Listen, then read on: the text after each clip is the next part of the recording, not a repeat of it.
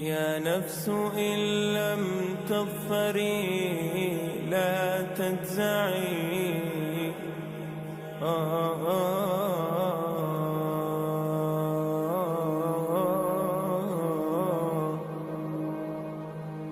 يا نفس إن لم تظفري لا تجزعي وإلى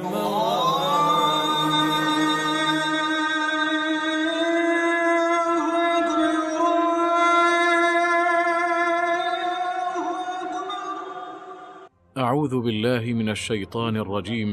بسم الله الرحمن الرحيم. ومن أحسن قولا ممن دعا إلى الله وعمل صالحا وقال إنني من المسلمين. رب اشرح لي صدري ويسر لي أمري واحلل عقدة من لساني يفقه قولي.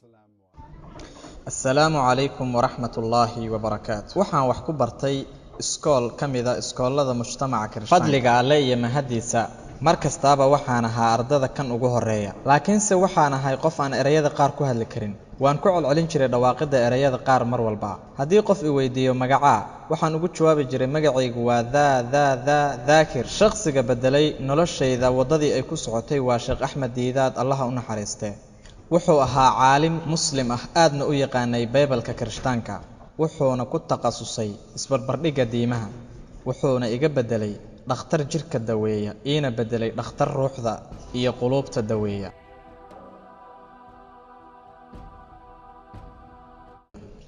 alxamdulillaah, markasta labadayda waalid waa ay taageeri jireen, waa ayna igu dhiirigelin jireen howlaha aan hayo ee dacwada ah.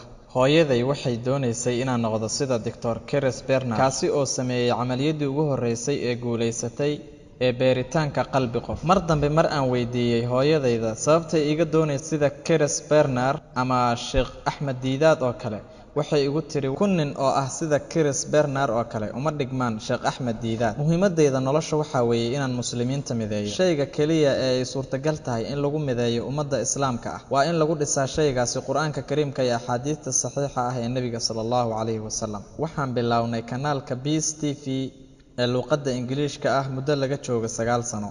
waa xadiidkii nebiga sallallahu calayhi wasallam ee ahaa islaamku guri kasta waa uu geli doonaa. waxaan bilaabay madarasadii ama iskoolkii ugu horreeyay oo islaami ah oo weliba maxalli ah muddo laga joogo 14 sano. waxayna ahayd danta asaasiga ee laga leeyahay madarasadaasi waxbarid iyo in dadka wax lagu baro waxa quseeya labada caalam.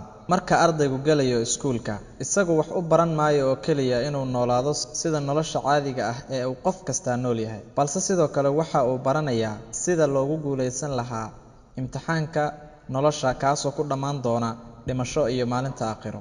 daafica iyo waxa ugu weyn ee noloshayda riixaya ee hore u socodka ku keenay waa qur-aanka kariimka, raacidda amarada Alle subxaanahu wa tacaala. xaaskayga sidoo kale waa mid ka mid ah daaficooyinka ugu waaweyn ee aan haysto ee hore ii wadaya. bixamdillaah, dhiirigelinteedu waa waxa igu keenaya inaan horay u socdo. run ahaan, islaamku waa diinta kaliya ee awooda inuu nabadda u soo jiido basharka oo idil dhammaantii.